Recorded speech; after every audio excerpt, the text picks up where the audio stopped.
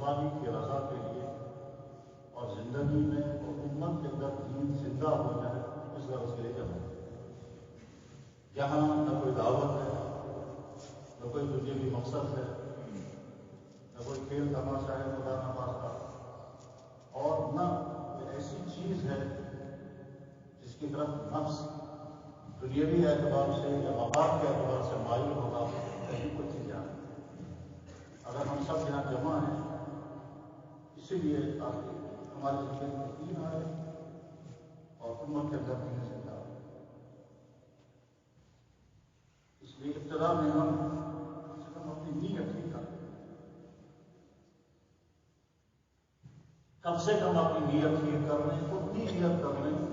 جتنی نیت انسان کو ہوتی ہے اس وقت جب انسان بیمار ہو کر ڈاکٹر کے پاس جائے۔ جب ڈاکٹر کے پاس جانا ہوتا ہے تو ہر شخص کی نیت یہ ہوتی ہے کہ ڈاکٹر ٹھیک طرح سے مجھے دیکھنا چاہیے، میری بیماری کی تشخیص ہو جانی چاہیے، ڈائگنوزنگ صحیح ہو جانی چاہیے، بیماری کا پتہ چل جانا چاہیے، پھر جو ڈاکٹر دوائی لکھے گا وہ مجھے بہرحال کھانی ہے، اور جس چیز کا پرہیز بتائے گا مجھے بہرحال اس کا پرہیز کرنا ہے۔ یہ دنیا کے ہر بیمار کی نیت ہے۔ شاید دنیا میں کوئی بیمار ایسا نہیں ہوگا جس بیمار کی نیت کوئی ہوگی کہ میں ڈاکٹر کی بات سنوں گا کہ یاد رہے یا نہ رہے، پھر اس پر عمل کروں یا نہ کروں، دوائی کھاؤں یا نہ کھاؤں، جو پرہیز کو کہے گا وہ پرہیز کروں یا نہ کروں، میری مرضی۔ ایسا کسی بیمار کا حال نہیں ہوگا۔ عقلمند سے عقلمند بیمار ہو یا بہت کم ذہن والا ہے، بہت پڑھا لکھا ہو یا بہت کم پڑھا لکھا انسان ہو، پہاڑوں کی بلندیوں پر رہنے والا سیدھا سادہ درجت قسم کے انسان ہو، یا کسی شہر کی متبدل آبادی میں رہنے والا بہت پڑھا لکھا یا خوشی مزاج کے انسان، سب کی نیت یہی ہوتی ہے کہ ڈاکٹر کے پاس جانا ہے اس نیت سے کہ جو وہ دوائی بتائے گا وہ مجھے کھانی ہے، اور جس چیز کا پرہیز بتائے گا اس چیز کا مجھے پرہیز کرنا ہے۔ اور پرہیز کرنے میں اگر اس چیز کا پرہیز بتائے جس کا کھانے کا بہت شوق ہے اس کا بھی میں پرہیز کروں۔ خدا نہ خاصہ اگر کسی انسان کو کھانے پینے کی کسی بھی چیز کا شوق ہے، چاہے نہ تو وہ جائز ہے ناجائز ہے، لیکن بہرحال اس کا شوق رہا ہے اسے اور زندگی بھر اس چیز کو استعمال کرتا رہا ہے، مگر ساتھ میں نیت یہ ہوتی ہے کہ اگر ڈاکٹر نے وہ چیز مجھے منع کر دی تو مجھے بہرحال سے پرہیز کرنا ہے۔ اسی طرح سے کم ایمان والے کو اتنا مزاج ہونا چاہیے، اتنی نیت کر لینی چاہیے کہ جب میں دین کی بات سنوں گا تو جو بات مجھے کرنے کی ہوگی مجھے وہ کرنی چاہیے، اور جو چیز مجھے بچنے کی ہے اس سے مجھے بچنا ہے۔ ایمان کی کمزوریوں کا عالم یہ ہے، ایمان کی کمزوریوں کا عالم یہ ہے، مسلمان ایمان والا ڈاکٹر کے کہنے پر حلال مفید چیز چھوڑنے کے لیے تیار ہو جاتا ہے، اللہ تعالیٰ کے نبی کے کہنے پر حرام سے چھوڑنے کے لیے تیار ہے۔ اگر خدا نہ خواستہ کسی کی چھاتی خراب ہو جائے اور ڈاکٹر نے اس سے کہا کہ ٹھنڈا پانی مت پینا یا دہی مت کھانا یا لیمو مت کا استعمال کرنا، جو سب چیزیں بیمار فوراً چھوڑنے کو تیار ہو جاتا ہے، ڈاکٹر کو پرہیز کرنا ہے۔ یا دن بھر گاڑی میں کوئی تکلیف ہو گئی اس کی وجہ سے ڈاکٹر نے کہا فلاں چیز آپ مت کھائیں، جیسے عام طور پر گاڑی کی تکلیف میں مثلا راجما کی دال بند کر دیتے ہیں، ہیوی چیزیں بند کر دیتے ہیں، یا کالسٹرول بڑھ گیا ہو گوشت بند کر دیا گیا، حالانکہ گوشت مفید ہے، اس میں پروٹین ہے، اس میں وٹامنس ہے، دالوں کے اندر بہت پروٹین ہوتا ہے، سبزیوں میں قسم قسم کے وٹامنس ہوتے ہیں، ٹھیک، لیکن ڈاکٹر کے کہنے پر یہ بیمار وہ چیز چھوڑنے کو تیار ہوتا ہے جس میں بہت فائدے ہیں، مگر چونکہ اس کی صحت کے لیے وہ مضر ہے اس لیے اس کو چھوڑنے کو تیار ہو جاتا ہے، اور اس کی ہی ایمان والا ہے جس کی ایمان کی سطح اتنی نیچے جا چکی ہے کہ اللہ اور اللہ کے نبی بھی کسی چیز کا حکم کرے تو یہ ماننے کو تیار نہیں، اور اللہ اور اللہ کے نبی کی چیز کو حرام کرے تو چھوڑنے کو تیار نہیں۔ جب ہم اپنے معاشرے کو آج دیکھتے ہیں تو ہماری صورتحال کہاں پہنچی ہے، یہاں تک پہنچی ہے ہمارا یہی نوجوان، ہمارے گھروں میں پلنے والا یہی نوجوان اپنے بدن کو سجانے کے شوق میں جب اسے داڑھی رکھنی پڑی کی دکان پر جا کر کے دیکھنا ہے کہ آپ کون سا فیشن ہے اور کون سے والے فیشن کی میں گاڑی رکھوں گا. بھائی یہی گاڑی تو نبی نے فرمائی. نبی کے کہنے پر تو ہمیں سوٹ نہیں کرتا, نبی کے کہنے پر تو ہمیں قبول نہیں ہے کہ یہ چیز فیشن کے طور پر آتے. ہمارے نوجوانوں کو اس گاڑی کے رکھنے میں کوئی نسبت نہیں. اب اگر کوئی سوال کرے گا یہ نوجوان نبی پر ایمان رکھ رہا ہے کہ یہودی پر, جب یہی بات اسے کرنی تھی نبی کے کہنے پر تو سب کی مذاق اڑاتا تھا, اور جب یہی بات آ گئی ہے فیشن کے نام پر شوق کے ساتھ ایسا دے کر کے, بلکہ کبا نوجوان نے مجھ سے کہا کہ میں نے سنا ہے کوئی نئے فیشن کا بھائی یہاں آیا ہے اور 5,000 روپئے فیس ہے, 5,000 روپئے کٹنگ کی. انہوں نے کہا مجھے کیا کرنا ہے, کیا لگے وہاں نمبر نہیں آتا ہے تو ایسا تعویذ دے دو کہ اس پر بھی دینا پڑا. بھائی جب انسان نبی کے کہنے پر عمل کرنے کی تو بات ہی نہیں, مذاق اڑا رہا تھا,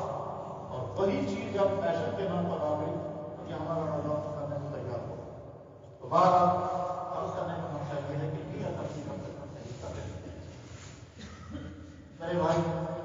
ہم یہاں اللہ کے گھر میں جمع کوئی مقصد نہیں. مجھے آگے آگے حدیث یاد ہے, کیا یاد ہے حدیث کی کتابوں میں بہت مشہور کتاب ہے, مسلم شریف کا حدیث ہے. اللہ کے نبی علیہ السلام نے ارشاد فرمایا ایسا قوم فی بیت من بیوت اللہ اذا حفتهم الملائکہ ونزلت فیہم الرحمہ وذکرهم اللہ فی من عنده. جب مختلف علاقوں کے لوگ, مختلف قوموں کے لوگ, مختلف جگہوں کے لوگ کسی ایک جگہ جمع ہوتے ہیں اللہ کی رضا کے لیے, اللہ کے دین کو پانے کے لیے, اللہ اپنے دربار میں اللہ اپنے دربار میں تذکرہ کرتا ہے. لوگ بیٹھے ہیں میرے دین کے لیے بیٹھے ہیں, اور اسے تذکرہ کرتے ہیں کہ دنیا میں گیلریاں بہت ہوتی ہیں, اجتماع بہت ہوتے ہیں, شادیوں کا اجتماع ہوتا ہے, کسی کی وفات ہو جائے وہ وہاں جمع ہوتے ہیں, جس کے سڑکوں پر لوگ جمع ہوتے ہیں, اڈوں میں روزانہ لوگ جمع ہوتے ہیں, لڑائی جھگڑے ہو جائے بعض دفعہ لوگ صلاح کرانے کے لیے آتے ہیں, بعض دفعہ لڑائی میں کسی طریقے کا ساتھ دینے کے لیے لوگ وہاں جمع ہوتے ہیں. پولیس تھانوں میں لوگ کتنے جمع ہوتے ہیں, اسپتالوں میں بیماروں کی بھیڑ لگ جاتی ہے, کتنے لوگ جمع ہو جاتے ہیں, شادیوں میں لوگ جمع ہو جاتے ہیں. لیکن وہ تمام یہ جمع یا تو دنیوی کام کے لیے جمع ہونا ہوتا ہے, یا کبھی کبھی خدا بجائے حرام کاموں کے لیے جمع ہونا ہوتا ہے, کبھی مصالحہ کے لیے جمع ہونا ہوتا ہے. یہ جمع ہونا اتنا اللہ کو پسند ہے جتنا جمع ہونا اس کو پسند ہے. جمع ہونا ایک نماز کے لیے بھی ہوتا ہے,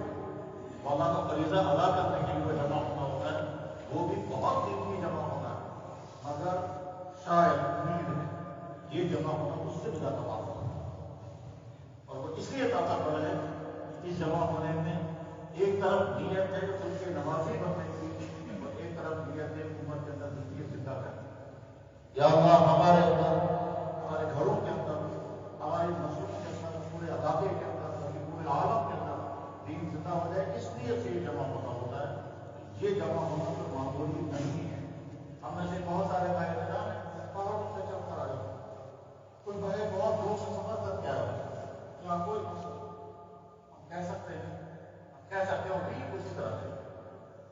اللہ ایک ابھی ایک دعا میں جناب رسول اکرم صلی اللہ علیہ وسلم کی دعائیں بڑی عجیب عجیب ہوتی ہیں, ان ساری دعاؤں پر ہماری نظر نہیں جاتی ہے, دعائیں بڑی عجیب ہوتی ہیں. ایک مطلب اللہ کے نبی نے دعا وہ دعا بھی نہیں,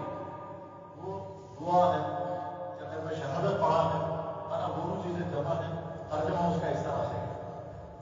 یا اللہ میں آپ کے بارے میں وہی گواہی دے رہا ہوں جو گواہی آپ نے اپنے بارے میں دی. آپ نے اپنے بارے میں جو گواہی دی ہو, میں آپ کے بارے میں وہی گواہی دے رہا ہوں,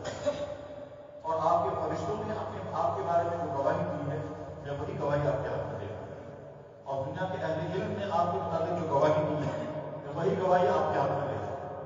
اللہ بھی شہید کو جمع شہید آپ نفسی اور شہید بھی بڑھائی کرو اور شہید بھی اردو لڑائی پانچ و دلچسپ, یہ اللہ نے ایسی گواہی دے رہا ہے. اور ایک جگہ دعا ہے یا اللہ آپ گواہ ہیں, میں گواہی دے رہا ہوں, یا اللہ آپ گواہ ہیں, میں گواہی دے رہا ہوں, آپ اللہ اور آپ کے حق میں میں وہی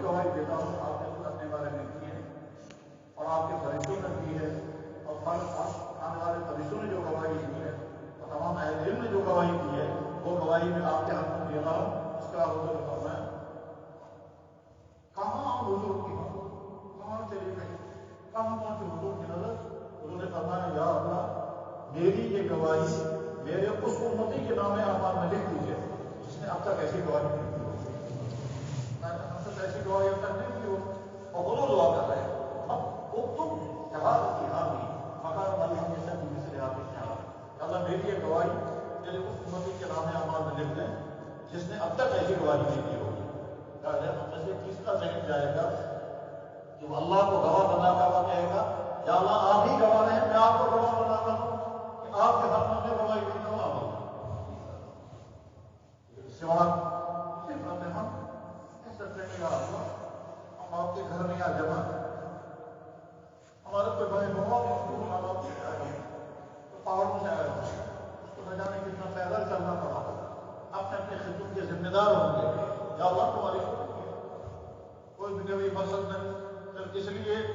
کہ دین کے ساتھ آپ نے ہمارا تعلق جوڑا ہے وہ دین ہماری زندگی میں آئے اور وہ دین امت کے اندر زندہ ہو جائے اسی غرض کے لیے ہم یہاں جمع ہے. اس کے علاوہ کوئی مقصد نہیں نہ کوئی شہرت نہ کوئی تعریف سننی ہے نہ وعدہ سننا ہے نہ پیسہ ملنا ہے نہ فیس ملنی ہے نہ کوئی عہدہ ملنا ہے کوئی غرض نہیں ہے. بس صرف یہی دین کی بات سنیں گے دین کی بات سنائیں گے امت کے اندر دین کے زندہ ہونے کی فکریں کریں گے اللہ کو علاقوں میں پھیریں گے جبکہ نوبت جہاں تک آ گئی ایمان والوں کے گھروں میں پیدا ہونے والے انسانی چاہیے ایمان والوں کے گھروں میں پیدا ہونے والے انسان اب یہاں تک پہنچ گئے وہ کہتے ہیں ہمیں اس انسان کی ضرورت اور یہ دوسرے علاقوں میں نہیں یہاں اس علاقے سے کبھی کبھی فون آتے ہیں اور بہت درخواست حالات ہوتے تو ملتے ہیں کہ گھر میں بچہ اس طرح کہہ رہا ہے وجہ کیا ہوئی ہے کہ فلانے کالج میں پڑھتا یہ گھر میں اس طرح سے ہوا غرض یہ کہ صورت حال جہاں تک پہنچی ہے کہ ایمان اعمال محرمات کسی کسی علاقے سے کسی اور پہنچی جگہ کہ وہاں سے فون کرتا ہوا ایک آدمی کہتا ہے کہ یہ ہمارا بھائی یہ کہتا ہے ہمارا بھائی یہ کہتا ہے آرام کریں گے. اس کے بعد جب کہا ہم نے کہا تھا کہ نبی علیہ السلام نے حرام کیا ہے غصہ نہ مانا یہ جملہ یہ بولتا ہے میں اب کیا ہے وہ تو شاہ مسلمان کی اس کا لکھا باقی رہا جانا غرض یہ کہ حالات جہاں تک پہنچے اس صورت حال میں کام تبدیلی محنت کام کر رہی تھی اس کے نتیجے میں امت کا ایمان محفوظ بھی رہتا تھا بڑھتا بھی تھا اور پھیلتا بھی تھا. امت کے اندر آواز زندہ ہوتے تھے امت گناہوں سے بچنے والی بنتی تھی جو دعوت کی محنت کے ساتھ جڑ جاتا تھا اس کی زندگی میں سدھار آتا تھا مگر وہاں کا منشا وہاں کا فیصلہ رکاوٹ خراب باقی پیدا ہو گئی نوبت کے حد تک پہنچ گئی. جو ہمارے نوجوان دعوت کے ساتھ جڑ کر دعوت کے راستے میں چل کر ان کے چہروں پر نورانیت ان کے حرکات میں نورانیت ان کے سکنات میں نورانیت ان کی باتوں میں نورانیت تھی اور ان کے چہروں پر ایسی نہ ہو سکتی کہ ان کو محسوس نہیں ہو سکتا ہے کہنے والے بہت محسوس کرتے ہیں کہ شاید لگتا ہے نہیں ہوں میں کبھی نماز نہیں پڑھے گی وہ بات جس کے بارے میں محدثین سوچا کرتے ہیں کہ کون سی قسم کی بات ہمارے وہی بات نہیں ہو رہے گا اور ظاہر سی بات ہے کہ یہود و نصارہ کے نقادی میں کوئی انسان فیصلہ کرتا ہے اس کی وجہ سے چہرے پر ظلمت دلوں میں سختی مزاج میں کڑکلی دین کے واسطے نفرت سب اس ایسی صورتحال میں اللہ کوئی نیت ہے واقعات کبھی کبھی انسان نیت کرتا ہے تو اس کے اثر بہت بڑا ہوتا ہے. ایک ڈاکٹر سے میری ملاقات ہوئی وہ تھوڑے مزاحی قسم کا آدمی آج بولا ہوا کیا ہے کیا نہیں مجھے خود صبح ایک آدمی کہتا ہے کہ اللہ ہم تیرے دین کے لیے گشت کر رہے ہیں پورے عالم میں دین سے کوئی زندہ ہو یہ کہتا ہے میں سوچنے لگا ایسے پاگل کی سمجھ ہو رہی ہے چلنا ہے یہاں سے آرام گشت کر کے واپس آ کے میں نے دیکھا یہ کس طرح بات کرتے ہیں اللہ والا کس طرح سنتا ہے پھر کوئی آتا ہے کوئی نہیں آتا ہے مغرب کی نماز انہوں نے بیان کیا میں کیونکہ خالی بیٹھا ہوا تھا اس لیے میں نے سوچا چلو میں بھی جاؤں گا ان کے ساتھ میں 3 دن نکلا اچھا 3 دن جب نکلا تو 3 دنوں میں مجھے سمجھ میں آیا کہ یہ گشت کیسے کرتے ہیں، یہ تعلیم کیسے کرتے ہیں اور یہ ملاقات کیسے کرتے ہیں، تھوڑا تھوڑا آئیڈیا آ گیا ان تمام باتوں کا، ان تمام باتوں کا آئیڈیا آ گیا. چلے گا اس کے بعد پھر میڈیکل میں میرا سلیکشن نہیں ہوا. میرے گھر والوں نے کہا کہ تم ڈاکٹر بننے کے لیے فلاں ملک میں جاؤ. پھر آپ اس کو یوکرین بھیجا. یہ آپ نے مجھے سنا یوکرین بھیجا گیا اس کو ڈاکٹر بننے کے لیے. کہتا میں جب یوکرین پہنچا تو وہاں پہ بہت بڑا میڈیکل کالج تھا جس میں بہت سارے تمام ملکوں غیر مسلم ملکوں کے بچے میڈیکل پڑھنے کے لیے آئے تھے. کہتے ہیں ایسے بھی مسلمان ملک جہاں سے کوئی ایک بچہ اور ایسے بھی مسلمان ملک جہاں بہت سارے بچے. وہاں جب میں نے پہنچا تو عرب ملکوں کے لڑکے اس میڈیکل کالج یوکرین میں یوکرین رشیا اور یورپ کے بیچ میں کہتا ہے میڈیکل کالج کے لڑکے یوکرین میں مسلمانوں کے لڑکے مسلمان عرب لڑکے کہتا ہے میں ان کو شراب پیتے ہوئے مجھے بہت دکھ ہوا. میں نے شراب پیتے ہوئے برے کاموں میں وہ قرار دے گا. مجھے بہت زیادہ دکھ ہو گیا. میں سوچنے لگا کہ عرب کے لڑکوں کو سمجھتے تھے فرشتے ہوں گے کیونکہ پہلی مرتبہ میں نے عرب کے لوگوں کو دیکھا. آج ان کی حالت یہ ہے. اس غم کی وجہ سے میں سوچنے لگا کچھ نہ کچھ کرنا چاہیے. لیکن کیا کرنا چاہیے؟ اب مجھے خیال آیا کہ انہیں ہم نے کیا کیا. کہتا وہ جو 3 دن کا میں نے آئیڈیا لیا اس کے بعد میرے ایک لڑکے کے کمرے میں جا کر کے ان کو دعوت دیتا ہاسٹل کے اپنے کمرے میں بلاتا تھا ان کو چائے پلاتا تھا. اب مسئلہ پیدا ہو تعلیم کرنے کا. تعلیم کہاں سے کریں گے؟ کتاب ہے ہی نہیں. کہتا ہے اسی ملک کا ایک لڑکا میرا مسلمان ملک کا اور اس کے میں گیا اس طرح کی کتاب کہیں مل سکتی. اس نے کہا میں لاہور سے منگوا دوں گا یا فیصل آباد سے وہاں سے بادل آباد منگوا. اب اس طرح سے کہتا ہے میں نے اپنے کمرے میں 5 سال تک ہفتہ واری جمع بھی کرایا. ہم گشت بھی کرتے تھے. کہتے ہیں 5 سال کے بعد جب واپس نکلا 40 ملکوں کے لڑکوں کے میں تبلیغ میں جوڑ. کہتا تب جب میں واپس نکلا تب مجھے خیال آیا وہ جو میں گشت کر رہا تھا نسبت کہہ رہا تھا سارے عالم کی محنت کر رہے ہو تم نادام ہو. اللہ نے کہا مجھے یہی سوال کرنا ہو 40 ملکوں کے لڑکوں کو میں تبلیغ میں جوڑ. وہ ڈاکٹر آج عرب ملک میں آج ڈاکٹر اس نے مجھے خود اپنا سنا ہے. مزاق کرتے ہوئے کہتے ہیں تقریباً پورے عالم کی نیت کرتے ہیں پھرتے ہیں 2 گلیوں میں. کہتے ہیں میں نہیں مزاق کر رہا تھا لیکن میں نے میرے ہاتھ سے اللہ نے 40 ملکوں کے لڑکے تبلیغ کے ساتھ جوڑ دیے اور دیندار بنے ہیں. اور اس میں پھر میرے بھائی آؤ تبلیغ کی محنت کر سکے. اللہ تعالیٰ شاموں نے انسان کو زندگی گزارنے کے اختیار دیا. یہ زندگی بہرحال انسان کو گزارتی ہے. اس زندگی گزارنے میں سارے کام کرنے ہیں. سارے کام کرنے کے معنی کیا ہے؟ اس کو کھانا بھی ہے اس کو پینا بھی ہے اس کو پہننا بھی ہے اس کو شادیاں بھی کرنی ہیں مکان بھی بنانے ہیں بزنس بھی کرنا ہے کمائی کا کوئی نہ کوئی سورس اس کو مہیا کرنا ہے اور اس کے بعد یہ خرچ بھی کرنا ہے. اس خرچ کرنے میں ساری ضرورتیں ہیں. ضرورتوں میں کھانا بھی ہے کپڑا بھی ہے مکان بھی ہے شادیاں بھی ہیں بیمار ہو جائے تو علاج بھی ہے. زندگی گزارنا چاہیے. اب انسان کے سامنے 2 راستے ہیں. ایک راستہ تو یہ ہے کہ زندگی گزارے گا اپنی مرضی کے مطابق جیسے اسے مرضی ویسے کپڑے پہنے جو اسے مرضی آئے گا وہ کھانا کھائے گا جو اسے مرضی آئے گا ویسا پہنے گا. اس طرح سے وہ کمائی کا موقع ملے گا تو سے کمائی کرے گا اور جیسے چاہے گا خرچ کرے گا. اس کے لیے کوئی پابندی نہیں کوئی ضابطہ نہیں کوئی اخلاق نہیں. اور جیسے ہاتھ مار سکے گا ویسا کمائے گا اور جہاں جہاں بھی جائے گا وہاں چلتا رہے گا. ایک زندگی ہے. اور دوسری زندگی یہ ہے کہ نہیں اس زندگی دینے والے اللہ نے ہمارے لیے جو پابندیاں جس طرح سے رکھی ہیں ہم ٹھیک اسی طرح سے زندگی گزاریں گے. ایک زندگیوں کو کہتے ہیں ہدایت والی زندگی اور دوسری زندگیوں کو کہتے ہیں گمراہی والی زندگی. انسان تو حق تھا تو جیسے چاہے زندگی گزارے مگر یہ حق تب تھا کہ جب انسان کا بنا ہوا جسم کا تھا اسے خود بنایا اور زمین سے جو کچھ پیدا ہو رہا ہے یہ انسان پیدا ہے. یعنی انسان اس کائنات میں زندگی گزارنے کے لیے جتنی سورسز کو استعمال کرتا ہے جتنی چیزوں کا استعمال کرتا ہے وہ چیزوں سے کوئی چیز نہیں آپ کو بنائی کرتی یا عورتوں کو شادی نہیں کرتی. ایسا نہیں. انسان زندگی گزار رہا ہے اس کے لیے ہوا چاہیے اور ہوا کو پرانے زمانے میں کہتے تھے آج کو کہتے ہیں آکسیجن چاہیے. اور جو یہ ساری پڑھی اور پڑھائی ہے وہ زیادہ ڈیٹیل سے سمجھ سکتے ہیں کہ آکسیجن کتنی مقدار کی ہونی چاہیے غذا میں. کہتے ہیں 21% ایک میں سے 21% آکسیجن چاہیے اس سے زیادہ ہوگی تو بھی مشکل ہے کم ہو جائے گی تب بھی مشکل ہے. اور اللہ اس کو بیلنس کر کے چلاتے ہیں 21% اوپر جانے دیتے ہیں نہ نیچے آنے دیتے ہیں اور پھر بندے کو یہ آکسیجن ہر جگہ پہنچاتے ہیں جہاں تک کہ کوئی انسان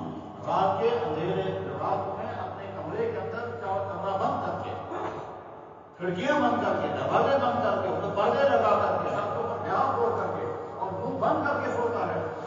وہاں بھی آکسیجن پہنچا. اور اگر نہیں پہنچا تو یہ انسان مرے گا. مگر اللہ کے بندے کی نیند کو اشارہ نہیں پہنچے تھے بندے تو مجھے وہاں جہاں سردی کی وجہ سے ساتھ کے اوپر سے 800 کلو کا لحاظ لے کر کے گھسایا ہوگا اور انہیں کمرے کے اندر آکسیجن کو ختم کرنے کی چیزیں بھی شاید رکھی ہوں گی اور اس کے باوجود میں تجھے زندہ رکھوں گا اور وہاں مجھے آکسیجن بند. وہ آکسیجن، وہ ہوا جس کو تم ایک منٹ برداشت نہیں کر سکتے، بند کریں گے تو کون مر جائیں گے ہم. لیکن وہی اللہ تعالیٰ کا دین کی حالت بنا رہے ہیں. انسان زندگی نہیں گزار سکتا جب تک اس کو پانی نہ ہو. اس پانی ہی کے ذریعے سے وہ زندہ ہے، بلکہ کائنات کی ہر چیز پانی کے ذریعے زندہ ہے. قرآن میں تو 1400 سال پہلے ایک جگہ نہیں 10 جگہ تھا کہ پانی کے ذریعے سے زندگی کھڑی ہے، پانی کے ذریعے سے زمین سے اندر پیدا ہوا، پانی کے ذریعے سے جانور زندہ، پانی کے ذریعے سے انسان زندہ. زمین سے نکلنے والی تمام چیزیں ڈیپینڈ کرتی ہیں جب تک پانی ہوگا، اور اگر سے پانی نہیں ہوگا زمین سے کچھ نہیں نکلے گا. جانا میرا مال کو رکھے بھائی، یہ پانی اللہ نے اپنے کنٹرول میں رکھا ہے، میں اپنی مرضی کے ساتھ اتاروں گا اور تمہاری ساری ضرورتیں اسی پانی سے پوری ہو جائیں گی. تمہاری پیاس بھی گزرے گی، تمہاری صفائی بھی ہوگی، تمہاری زمین بھی سیراب ہوگی، ساری چیزیں اسی پانی سے ہوگی. انسان کو زندگی گزارنے کے لیے غذائیں چاہیے. ان غذاؤں میں سے ایک چیز انسان کو مہیا نہیں کر سکتا ہے. اللہ جل شانہ نے زمین کے خزانے اس انسان کے لیے مہیا رکھے ہیں. انسان کا کام سے بیج ڈالنا، بیج، اور وہ بیج یہ خود کا پیدا کیا ہوا ہے. بیج زمین میں ڈالا، اس کے بعد اس زمین میں سے وہ بیج اناج اگائے گا اگر اناج کا بیج ہے، پھل اگائے گا اگر پھل کا بیج ہوگا، سبزیاں اگائے گا اگر سبزیوں کا بیج ہوگا. قرآن کریم میں اللہ تعالیٰ اپنا تعارف کراتے ہوئے زمین سے اڑنے والی ان تمام چیزوں کی قدم قدم پر بیان کرتے ہیں. بغیر اپنا آپ اپنے من بھائی کو، ارے یہ زمین تمہاری بچائی، یہ بیٹی میں نے بچائی. فَلْيَنْظُرِ الْإِنسَانُ إِلَىٰ طَعَامِهِ أَنَّا صَبَبْنَا الْمَاءَ صَبًّا ثُمَّ شَقَقْنَا الْأَرْضَ شَقًّا. ذرا دیکھو نہ، یہ جو تم کھاتے ہو، میں آسمان سے پانی برساتا ہوں، زمین کو پھاڑ کر کے اندر جذب کر دیتا ہوں، زمین کے اندر سے قسم قسم کی غذائیں، قسم قسم کے پھل، قسم قسم کی سبزیاں نکلتی ہیں،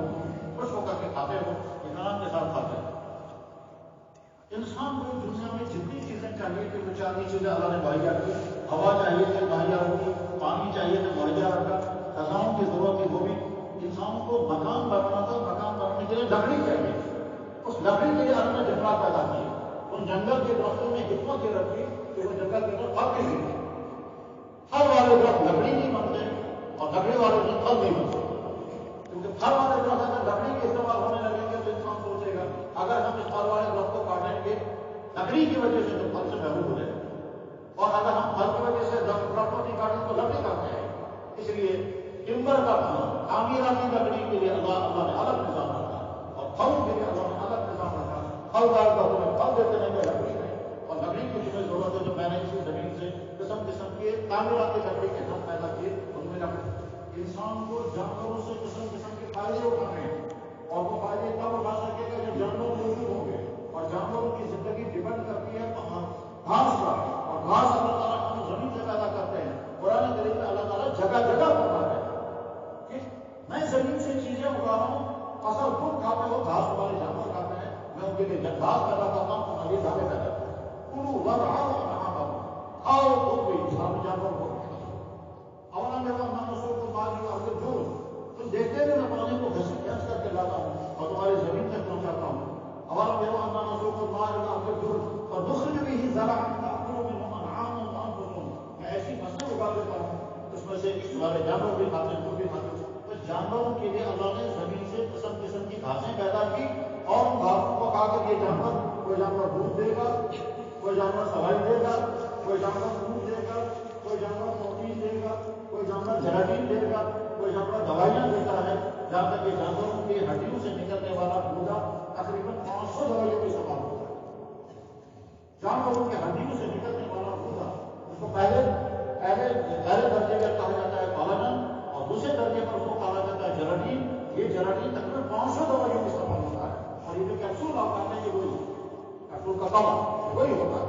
اللہ نے جانوروں کو ہمارے باقاعدہ بنا دیا. بلکہ قرآن کریم میں تو اللہ تعالیٰ کہتے ہیں، فرماتے ہیں اولم یروا انا خلقناهم مما عملت ایدینا انعاما فهم لها خالدون، تم دیکھتے نہیں ہو وہ جانور جو تمہارے گھروں میں یہ میں نے اپنے ہاتھوں سے بنایا. اور ہم ہماری زندگی کے بارے بن جاتے ہیں. ہر چیز کی اس زمین سے اللہ تعالیٰ شانوں نے غذائیں بھی مہیا کی، اناج بھی بن،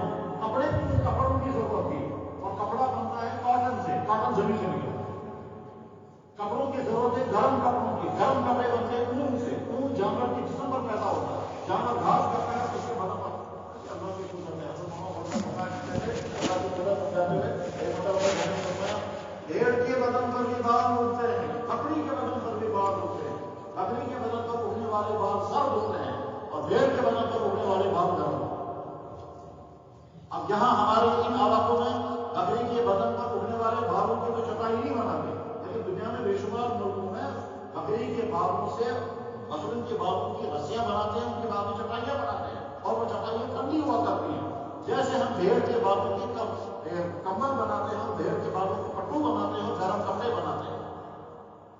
وہ بھی اسی جانور ہم کو بھی ہوتی ہے اور اس کے بالوں کے تاثیر ٹھنڈی رکھتی، اس کے بالوں کے تاثیر اللہ نے گرم رکھتی ہے. یہ اللہ نے جو ساری چیزیں انسان کے لیے مہیا کی باہر سے اور اندر انسان کے جسم میں کیا کیا چیزیں کہ جو اس انسان کو چاہیے تو سارا مہیا کیا. بلکہ حق یہ ہے کہ دنیا میں انسان اپنے جسم کے اندر پائی جانے والی خدا کی عجیب قدرتوں تک پہنچ ہی نہیں پاتا ہے، اس کی نگاہ ہی نہیں وہاں تک پہنچ پاتی ہے. اس بدن کے اندر اللہ نے کیا کیا رکھا ہے نہیں پہنچ پاتا. بہت پڑھنے کے بعد، بہت سوچنے کے بعد اور کبھی کبھی اللہ تعالیٰ آگے بہت دیتے ہیں تو آپ حیران ہوتا ہے کہ اللہ نے اس باتوں کے اندر کیا کیا چیزیں رکھی. اگر کسی سے پوچھا جائے زبان کا کیا کام ہے، اور آپ کہتے ہیں زبان کا کام بولنا. سارے لوگ جانتے ہیں زبان کا کام بولنا، اور غور کریں گے تو مجھے دوسرا کام زبان کا ہے کہ زبان کا کام ٹیسٹ کرنا ہے. ہم ساری غذاؤں کے مزے جو ہے وہ زبان سے محسوس کرتے ہیں. زبان بتا دیتی ہے کہ چاہے یہ کھانا مزیدار ہے، یہ مزیدار ہے، مرچیں زیادہ ہیں. زبان کا ٹیسٹ اللہ نے، ٹھیک ہے نا. سائنس والے بتاتے ہیں کہ زبان 40,000 ٹیسٹ ریکارڈ کرتے ہیں. یہاں تک تو پہنچے، یہاں تک تو سب کو سمجھ میں آتا ہے. اور یہ تو چھوٹے کام ہے زبان، اس سے اہم ترین کام زبان کا اللہ نے رکھا ہے. اگر وہ زبان وہ کام نہیں کریں گے تو انسان بہت بڑی مشکل میں پھنسے گا اور انسان کی جانور بھی وہ کام کرتے ہیں. اور وہ یہ کہ جب ہم لقمہ منہ میں ڈالتے ہیں، نوڑی رسم کامن سے لقمہ جب منہ میں ڈالتے ہیں، اس لقمے کو چبانے کے لیے اللہ نے دانت رکھے ہیں. لیکن یہ لقمے کا چبانے کا عمل تب مکمل ہوگا جب اس لقمے کو گھمائیں گے. جب گھمائیں گے اس کے بعد بھی سارا لقمہ چبایا جائے گا. اور گھمانے کے لیے ضروری ہے کہ اس لقمے کو باہر نکالنے میں واپس کریں. ادھر سے دانت چبانے کا کام کریں گے، دانت یا چکرا جمع ہوگا، ہاں اگر جمع کرنا اگر یہ بھی جمع کرتے تھے یا جس طرح سے چیٹی بنانی، اس کے بعد پھوٹتے رہتے ہیں، پھر جمع کرتے ہیں، پھر پھوٹتے رہتے ہیں، پھر جمع کرتے ہیں. ٹھیک اسی طرح سے منہ کے اندر جو لقمہ ڈالا گیا اس لقمے کو چبانا ہے. اس چبانے کے لیے ضروری ہے کہ یہ لقمہ سمٹ کر پھر دانتوں کے نیچے آ جائے. اور سم ڈالنے کا کام اور دانتوں کے نیچے لانے کا کام زبان نہیں کرتی. اگر زبان یہ کام نہیں کرے گا تو لقمہ واپس نکالنا، پھر دوسرے رستے بننا، پھر واپس نکالنا مٹی سے، اور اس طرح سے لقمہ بار بار بکھر جائے گا، ہمارے لقمہ ٹوٹتے رہے گا. اللہ نے زبان کو استعمال کیا ہے کہ تیرا کام ہے لقمے کو گھماتے رہنا اور دانت اپنا کام کرتے رہیں گے. تو دانت کا پریشر چل رہا ہے اور زبان جو ہے وہ اس کے نیچے نیچے لا رہی ہے. مزید کمال ہے زبان کا یہ کہ خود دانتوں کے نیچے نہیں آتی. اور اگر کسی دن آ گئی تو سب کو پتا ہوگا کیا ہوگا. اللہ چلا جی زبان دائیں سے بھی کھیلتی ہے، بائیں سے بھی کھیلتی ہے. اور ادھر سے اللہ تعالیٰ کام ہے اسی زبان کے اندر بولنے کی طاقت رکھی ہے اللہ. اور یاد ایک مطلب تبلیغ کے ایک مرکز میں ہم گئے کپواڑہ میں، تبلیغ کے مرکز کپواڑہ میں گئے تو وہاں بیان کا دیکھا ان کے بزرگوں نے ذمہ داروں نے فرمایا کہ ان کو گھنگو میں بھی بیان کرنا ہے. گھنگو میں کس طرح بیان ہوتا ہے مجھے نہیں پتا. پہلے کہا بیان کرو گھنگو میں، جمع گئے گونگے جمع کیے ہیں جماعت میں. چنانچہ 30 سے 40 گونگے وہ بیٹھے تو اسے میں بولتا ہے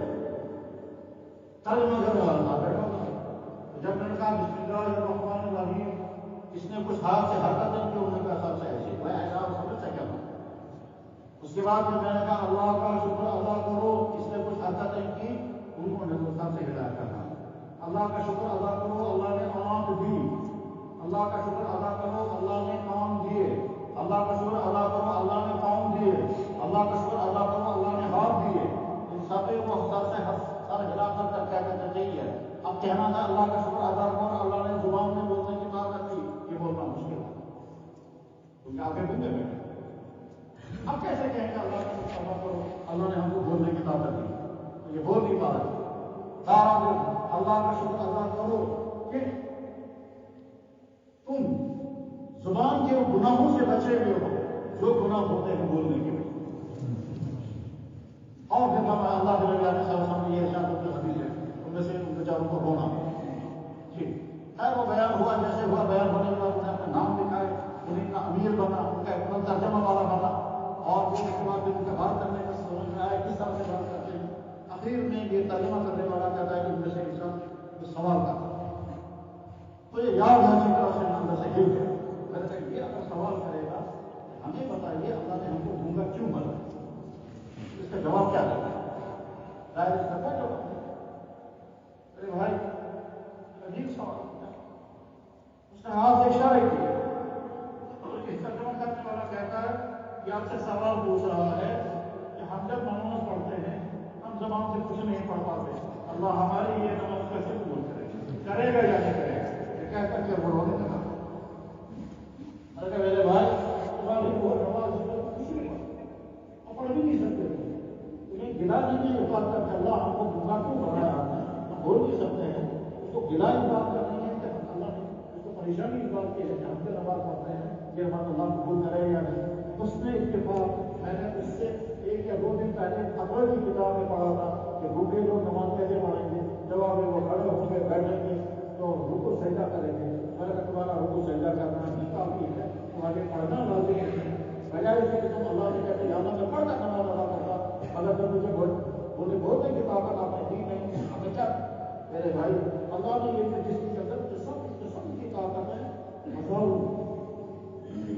انسان کی باڈی کے اندر 2300 سسٹم کام کرتے ہیں اور ہر وقت کام کرتے ہیں، ہر وقت۔ ہم سوئے ہوئے مان لیجیے سردی لگ گئی، نیند نہیں بدن محسوس کر لیتا ہے سردی تو غیر عدالت پینے کی طاقت ہے، نیند نہیں دماغ کو خبر چلے گی سردی لگ گئی، نیند نہیں انسان ڈھونڈتا ہے رضائی میں، انسان سویا ہوا ہے، نیند میں کسی نے کاٹا اسے، گرمیوں کے زمانے سے مچھر نے کاٹا، گرمیوں کے زمانے میں کسی کیڑے نے کاٹا، مچھر نے کاٹا تو نیند نہیں، دماغ کو خبر چلی گئی کسی دشمن نے حملہ کیا، دماغ نیند نہیں ہاتھ کو آرڈر کرتا ہے،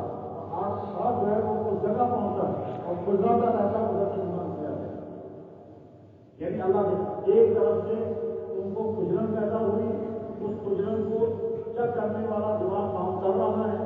اس کو سگنل پہنچ چکا ہے، اس سگنل کی دینے کے بعد اسے آرڈر کر دیا، وہ آرڈر کے مطابق تمہاری باڈی کام کر رہی ہے، تمہارے ناخن وہاں پہنچ گئے جہاں کو ہجرانا تھا وہ ہجرانے کا کام ہو رہا ہے اور ادھر سے تم آرام اللہ سلاتے بھی رہتے ہیں ادھر سے۔ میرے بھائی تمہارے ذریعے اللہ تعالیٰ فرماتے ہیں تمہارے جسموں میں میری قدرت کی اتنی نشانیاں ہیں اور تم غور نہیں کرتے، ابھی ہم دوسری کو ہماری آیات ابھی ہم دوسری ہوں، میں کائنات کے چپے چپے پر اپنی قدرت اور اپنی رحمت کی نشانیاں بغیر چکا ہوں اور اس کو غور نہیں کرتا۔ میں کہا ڈاکٹر سے ملا، بہت ساری باتیں ہوئی ان سے، میں نے ان سے کہا کوئی عجیب بات سنائی، کیا عجیب بات سناؤ؟ آپ نے پوچھا تو مجھے ایک عجیب بات کہنے آ گئی تمام اب ہم سوائے جانتے ہیں تو سوائے سیکھا، اب ہم سوائے سے کیا ہوتا ہے شروع ہوتا ہے اور کیا ہوتا ہے، سوائے لگ جائے جسم میں تو بہت ساری خوشی ہوتی ہے، کیا لگا اسی سوائے سے کجری کو ختم کرنے کا علاج کر رہا ہوں، تو جس چیز سے گرا جو چیز بیماری پیدا کرنے والی ہے اسی ہے، چنانچہ کہتے ہیں کجری کی کچھ قسمیں ایسی ہیں اس کا علاج اسی سوائے سے تیار ہوا ایک اور دوسری، کہتا ہے 20 بیماریوں کا علاج سوائے سے نکلتا ہے۔ اب وہ سوائے جو ہے اس کے طرف ایک پروسیس سے گزارنے کے بعد کہیں ٹیبلیٹ بناتے ہیں کہیں کیا کرتے ہیں اور اس کے بعد کوئی چیز دیکھا ہے۔ میرے بھائی زندگی گزارنے کے ہمارے سامنے 2 راستے ہیں، ایک راستہ تو یہ ہے کہ ہم کیسے چاہیں ویسے زندگی گزاریں، اور دوسرا راستہ ہمارے پاس یہ ہے کہ جیسے اللہ چاہیں گے ویسا۔ اب اگر انسان اپنی مرضی کے مطابق زندگی گزارنا چاہتا ہے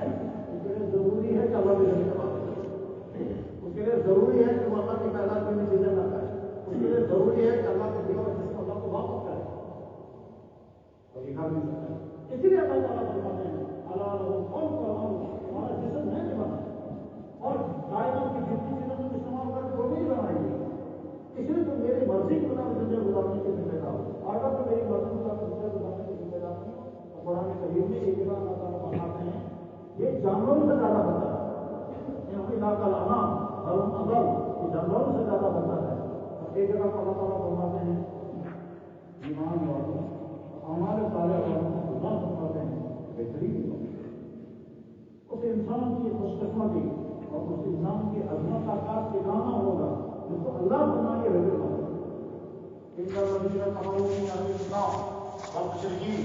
نار جہنم خالدین فیہا اولئک شر البریہ، جو اللہ کو نہیں مانتے، اللہ کے نبیوں کو نہیں مانتے، جن کے پاس ایمان نہیں، جن کے پاس اعمال صالحہ نہیں، چاہے وہ کسی بھی طبقے کے ہو، کسی بھی خطے کے ہو، کسی بھی نام کے اس سے پکارے جا رہے ہو، اللہ تعالیٰ فرماتے ہیں یہ بدترین ہو۔ اور دوسری کا فرماتے ہیں ان الذین آمنوا وعملوا الصالحات اولئک هم خیر البریہ، وہ لوگ جنہوں نے اللہ کو مانا، اس کائنات کے خالق اور مالک کو، اور اس کائنات کے بنانے والے اللہ کو، جس نے یہ زندگی عطا کی اور بنانے والے اللہ کو مانا اور پھر اس اللہ کی مرضی کو نہ زندگی گزاری، اللہ فرماتے ہیں یہ بہترین ہو۔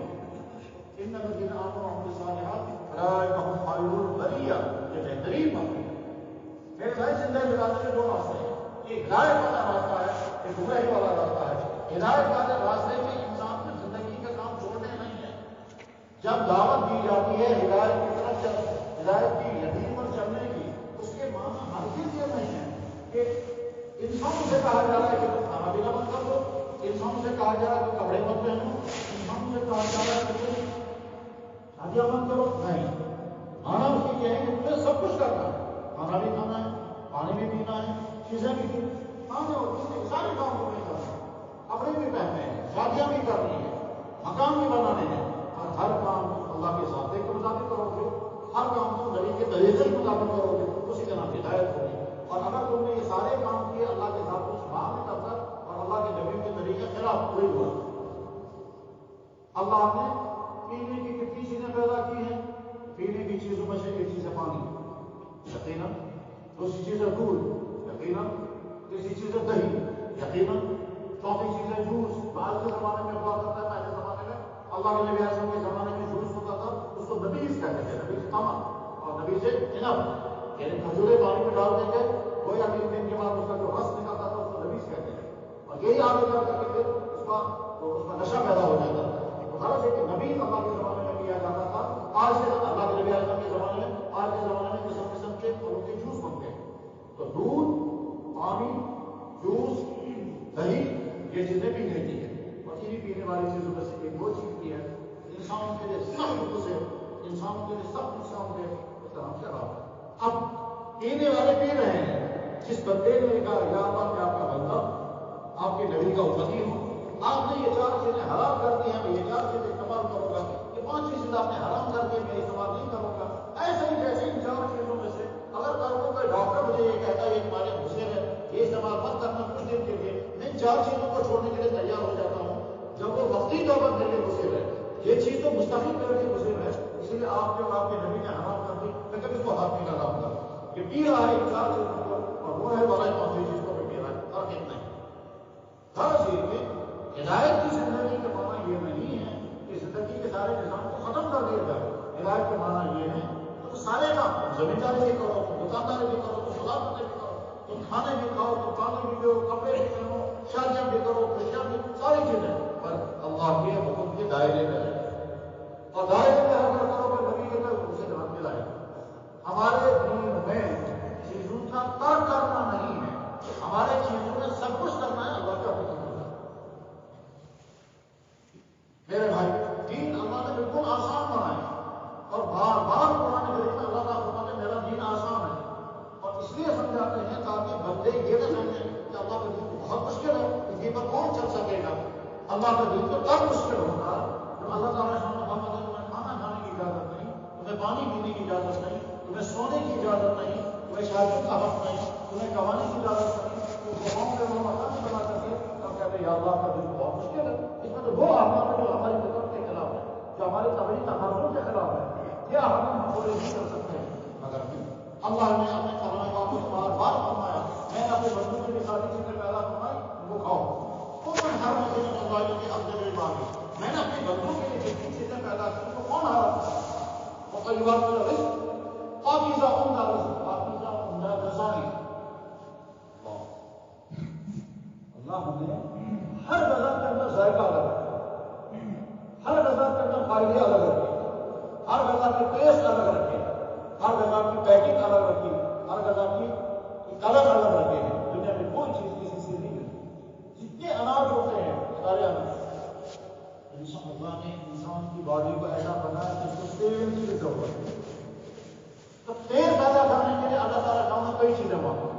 ان سے صرف ایک لیتے سیدی پوائنٹی گوشتی صرف 3 پیدا بہت سی حاصل کیونکہ انسان کی باڈی کو اس کی ضرورت نہیں. اس لیے اللہ نے وہ چیز ہے جو کبھی خشک نہیں ہوگی. تیل بوتل میں رکھا رہے گا سال رہے گا وہ خشک نہیں ہوگا, اور اسی بوتل میں اگر پانی ہوگا وہ کے ساتھ وقت ختم ہو جائے گا. تو انسان کی باڈی کو جو کچھ چاہیے سب اللہ نے غذاؤں کے اندر رکھا ہے. ٹھیک یہ جو بندے کے لیے ساری غذائیں اللہ نے مہیا کی ہیں وہی اللہ ہمارے کھاؤ ان غذاؤں میں وہ تمہارے لیے ہے. کھانا اگر ہر کو مان جنگا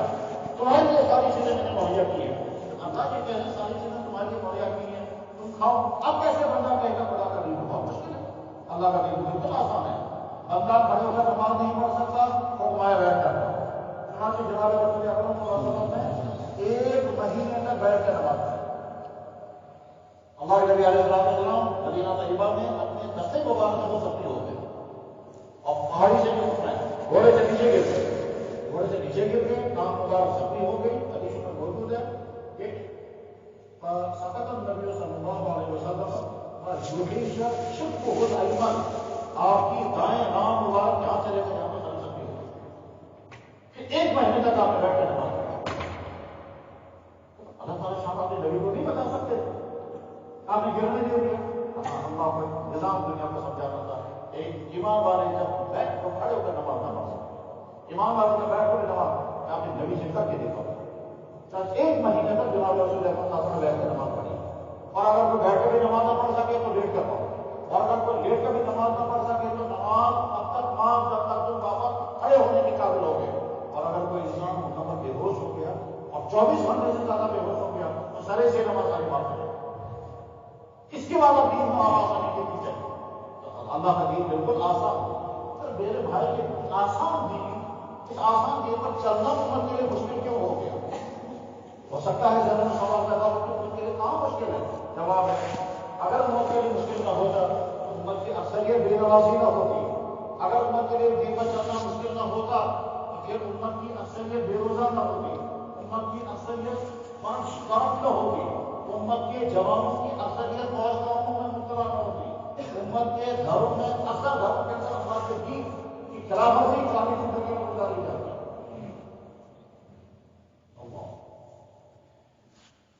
ایک خاتون جو بہت صحیح اور وہ میڈیکل کالج میں پڑھ رہی تھی دوسرے شہر, وہاں اس کو کسی نے اسلام کا تذکرہ اس کے کاموں تک پہنچا. اب اس نے اسلام پڑھنا شروع کیا, ایمان والی نے ایمان پڑھنا شروع کیا. کچھ پوچھنے کی باتیں پوچھتی تھی, پڑھنے کی باتیں پڑھتی تھی, کبھی ویب سائٹوں پر, کبھی چینلوں کے ذریعے, کبھی کتابوں کے ذریعے, کبھی آدمیوں کے ذریعے. ہوتے ہوتے ایک وقت آیا اس نے ارادہ کر لیا کہ مجھے تو ایمان قبول کر لینا چاہیے. چنانچہ اللہ نے اس کی ایمان کی دولت عطا فرمائی, وہ بن گئی صاحب ایمان. صاحب ایمان کرنے کے بعد اسے خطرہ محسوس ہوا کہ مجھے واپس وہاں نہیں جانا ہے جہاں کی میں اصل میں ہوں, اور اپنے ماں باپ کے پاس لے جانے میں مشکلات ہو سکتی ہیں. اسی لیے وہ پریشانی کے حالت میں تھی. اب سوچتی تھی کہ میں کہاں جاؤں گی. چنانچہ کچھ ایمان والے نوجوانوں نے کہا کہ ہم اس کو اپنے علاقے میں لائیں گے اور اپنے علاقے میں لا کر کے پھر ہم اس کی زندگی کا سوچیں گے. چنانچہ وہ پہنچ گئے دوسرے علاقے میں, اور دوسرے علاقے میں پہنچ کر ایسے ہی خاتون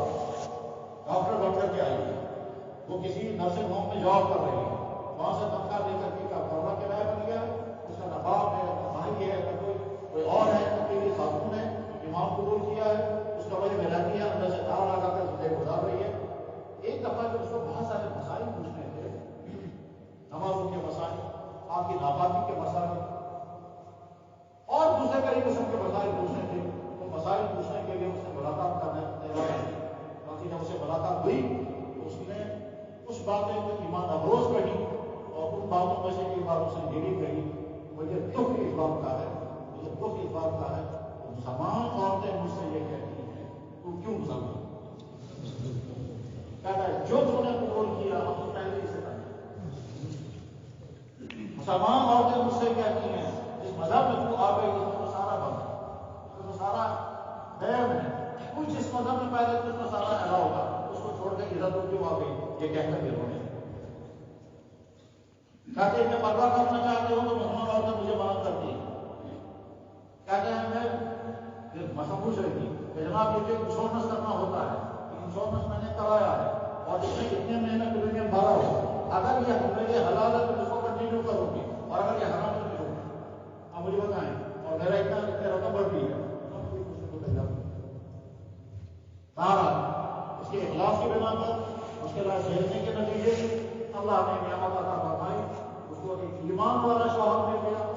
طبی ڈاکٹر ہے، فارم میں ڈاکٹر ہے، امام والا گھر مل گیا، سنت والا گھر مل گیا، اور آپ ایک ایک سنت کے بارے میں معلوم کرتی ہے، پوچھتی ہے اور پھر عمل امام والا۔ لیکن ادھر سے ہم وہ مسلمان جو اپنے باپ داداؤں کے گھروں سے مسلمانوں کے گھروں میں ہیں، ہماری حالت کیا ہے؟ اگر وہ دوستوں دعوت و تبلیغ کی یہ محنت اسی غرض کے لیے ہے کہ امت کے اندر دین کی محنت کرنے کا کوئی ذریعہ باقی نہیں ہے۔ امت کے جو چھوٹے بچے ہیں وہ کسی وجہ سے میں دین سیکھیں گے۔ امت کے اندر بہت کم تعداد ایسی ہے جو شوق والی طلب والی ہے، وہ خود کتاب ڈھونڈے گی، کتاب پڑھ کر کے عمل کرنے والی ہوگی، لیکن 1% سے بھی کم ہے۔ امت کا بہت کم طبقہ ایسا ہے جو کہیں کسی جلسے میں، کسی مدرسے کے پروگرام میں یا کہیں جمعے کے بعد سن کر کے اپنے اندر کوئی بیداری پیدا کرے گا۔ امت کا 95 یا 99% طبقہ نہ دین کی کتاب پڑھنے کے لیے تیار ہے، نہ دین کی بات سننے کے لیے تیار ہے، نہ جمعے کی خطاب سننے کے لیے تیار ہے، نہ وہ مدرسوں کے درسوں میں آنے کو تیار ہے۔ اور مقرر اگر ہوگے تو وہ بھی ہماری بہت ساری مسجدوں میں لوگ لائبریریاں بناتے ہیں اور کتابیں لگا کر رہتے ہیں، کوئی پڑھنے کے لیے تیار نہیں۔ بھائی صاحب مجھے ملے کہ بڑے غم کے ساتھ کہہ رہے تھے کہ میں نے اتنے شوق کے ساتھ اپنے ساتھوں سے چندہ جمع کیا اور مسجد کے اندر ہم نے لائبریری رکھی، پر میں دیکھتا ہوں 3 یا 4 سال ہو گئے آج تک کسی نے کتاب کھولی نہیں، کسی کو شوق ہی نہیں ہے۔ اگر جہاں واقعی افسوس کی بات ہے تو آپ نے چندہ کر کی کتابیں لائی، کہنے لگا جی ہاں بہت اچھی سلیکشن تمہاری ہے، اس میں تفسیر بھی ہے، اس میں حدیث بھی ہے، اس میں فقہ بھی ہے، اس میں اسلامی تعلیم بھی ہے، سیرت بھی ہے، ہر شعبے کی کتابیں وہاں موجود ہیں، مگر پڑھنے کے لیے کوئی تیار نہیں۔ میں نے اسے عرض کیا کہ بہت اچھا، دوسرے لوگ تو پڑھنے کے لیے تیار نہیں ہوئے، افسوس کی بات ہے آپ نے خود کی مرتبہ کتاب پڑھی، میں نے بھی کبھی امت عالم یہ ہے۔ میرے بھائی آپ اس صورتحال میں ہم دیکھیں، ہماری اس وقت یہ نئی نسل ہے، اس نئی نسل کے ایمان کو بچانے کو ہم کیا کریں؟ اگر 7 کام کو سننا چاہیں میرے بھائی، دعوت و تبلیغ کے ساتھ جو ہمارے بھائی جڑے ہوئے ہیں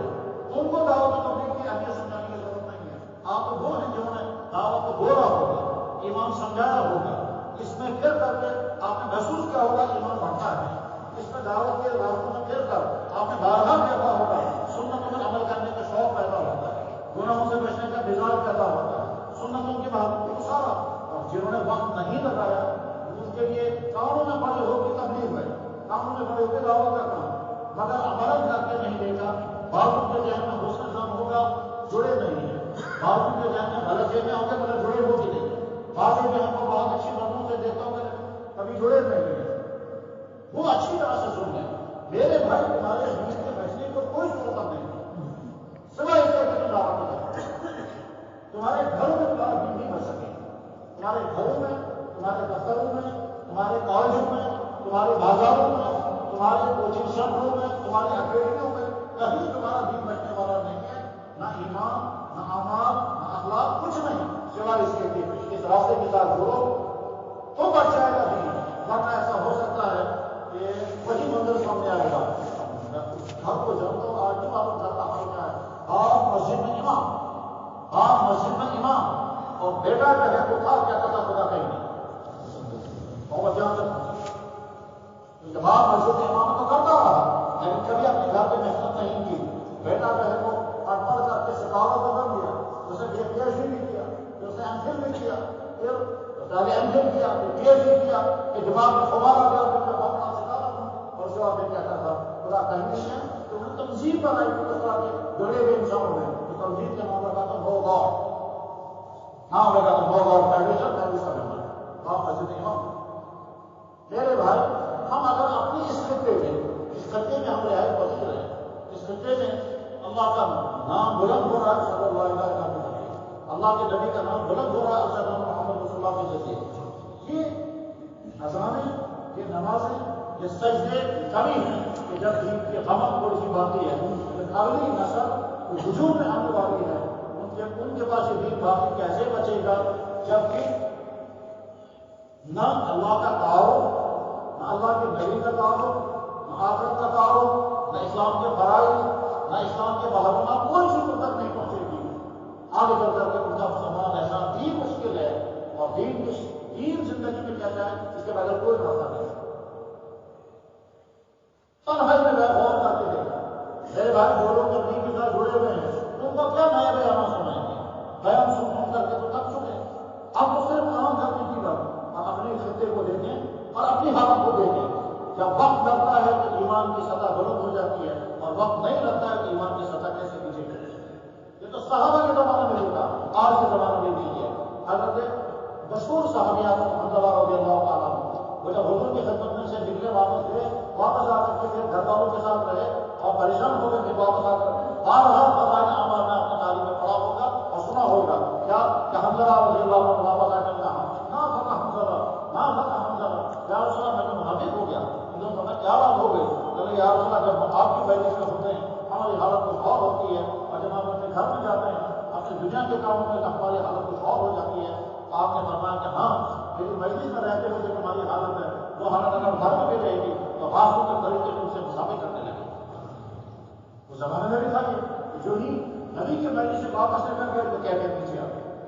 ان کی کیفیت نیچے آ گئی. وہ اتنی نیچے کہ دنیا کے تمام ایمان والوں کی بلند سے بلند کر کیفیت اس کے برابر نہیں ہو سکتی مگر بعد کی کیفیت نیچے آ گئی. حضرت مولانا اجازت نظر اللہ مرتبہ کے معمولات میں لکھا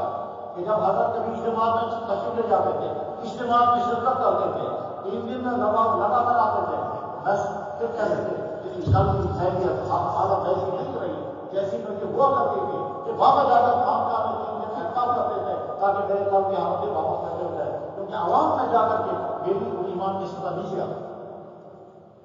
یہ تو ہر بڑوں کا معاملہ ہے. ہم اپنی نچلی سطح پر رہ کر جب ہم وقت مقام میں ہوتے ہیں اس وقت ہماری حالت کچھ اور ہوتی ہے اور جب ہم گھر میں ہوتے ہیں تو ہماری حالت کچھ اور ہوتی ہے.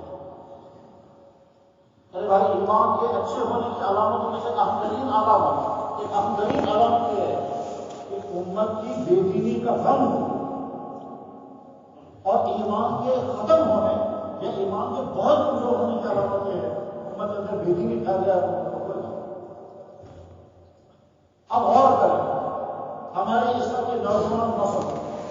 جو سکولوں میں کالجوں میں اکیڈمیوں میں پرائیویٹ اداروں میں پڑھنے میں مشغول ہے مقامی طور پر یا باہر کے ملک کہہ رہے ہیں ان کی حالت سب کیا ہے. میرے بھائی قوت یہاں تک پہنچی ہے ان میں سے بہتوں کا ایمان ختم ہو خصوصاً جو یہاں کے بعد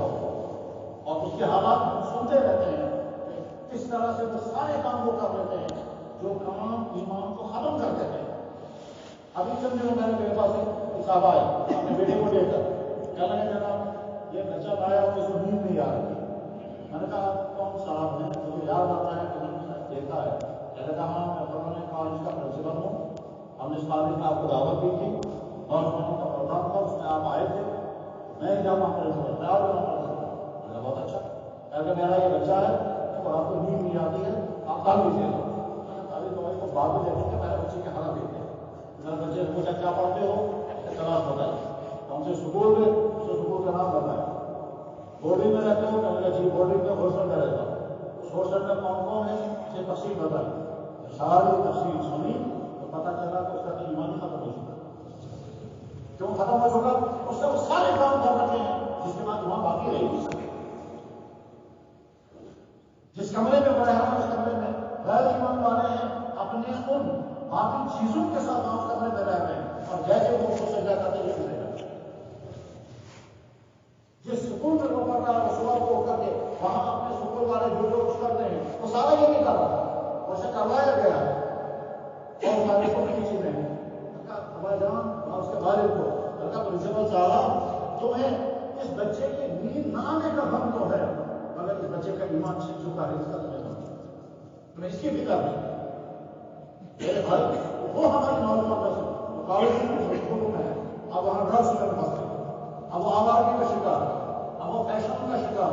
اب وہ یہود نصرانی کی طرف دوڑ رہی ہے. اب وہ آگے جا کر کے آدمی کے نظام کیسے آتے ہیں ہمارے دفتروں میں ہمارے بھائیوں کے ذریعے ہمارے بھائیوں پر جو ظلم ہوگا اور وہ ظلم ہمارے جیسا انسان بلکہ بعد ہمارے جیسا ایمان والا انسان ہمارے بھائیوں پر کرتا ہے. اس پر دوسری جگہ دوسرا ظلم ہوتا ہے کہیں پیسوں کے اعتبار سے کبھی قانونوں کے غلط شکلوں کے اعتبار سے اور کوئی طرز نہیں یہاں تک کہ وہ مقدس شعبے جو خدمت خلق کے بہترین شعبے مانے جاتے تھے، ان شعبوں کے اندر بھی ظلم ہی ظلم بڑھ گیا، ظلم ہی ظلم بڑھ گیا، یہاں تک کہ علاج معالجے کا شعبہ، صحت کا شعبہ خدمت خلق کا سب سے بہترین شعبہ، کیونکہ ڈاکٹر کے پاس جب بھی آتا ہے پریشان بیمار انسان آتا ہے، ڈاکٹر جو ہے وہ ہمیشہ خدمت خلق میں مضبوط رہتا ہے، لیکن جب دین زندگی میں نہیں ہوتا ہے تو یہ ڈاکٹر آسانی سے زیادہ بدتر بنتا ہے۔ چنانچہ ہم لوگ سنتے ہیں دین سے دور انسان کا حال کیا ہے۔ تعلیم کا شعبہ کیونکہ مقدس شعبہ ہے، اس تعلیم سے وابستہ انسان جب خالص مادی انسان بنتا ہے اور ایمانی حالت بگڑی بھی ہوتی ہے، وہ کیا کیا وہاں کرتا ہے، علامہ حبیب بات اگر افسوس ہوتا ہے امت کے حالات سنا کر کے امت کہاں پہنچے۔ میرے بھائی، امت کی بے دینی کے حالات کتنے سنا ہے، جتنے سنا ہے اس سے بھی زیادہ برا حال ہے، اس سے بھی زیادہ برا حال ہے، اتنا برا حال اللہ کے نبی علیہ السلام نے جو کچھ فرمایا تھا وہ اس میں پورا ہو رہا ہے، پورا ہو رہا ہے۔ اور جہاں تک پہنچی اللہ کے نبی علیہ السلام نے فرمایا تھا میری امت کے اندر جب بے دینی کا دور آئے گا، اگر کسی یہودی نے اپنی ماں کے ساتھ بدکاری کی ہوگی میری امت میں بھی آ جائے گا، اور اگر کسی نے اپنی بہن کے ساتھ بدکاری کی ہوگی وہ میری امت میں بھی آ جائے گا۔ چنانچہ میں اس شہر کا نام جانتا ہوں جس شہر کے اندر ایک 17 سال کی بیٹی کو بچہ پیدا ہو گیا ہے، اور میرے بچی کو جب بعد میں ٹیسٹ کیا گیا تو اس کے سگے بھائی نے اس ایسے بحرانی حالت میں ہم صرف ایک ہی ہے، اور حال کون سا؟ وہی جو جناب رسول اکرم صلی اللہ علیہ وسلم فرمایا، کیا فرمایا اللہ کے نبی نے؟ فرمایا جس زمانے میں میری امت کے اندر بے دینی کا یہ سیلاب چل رہا ہوگا، بے دینی کا یہ سیلاب، اس زمانے میں جو دین کے لیے محنت کرے گا اس کو میری طرف سے ہوگا۔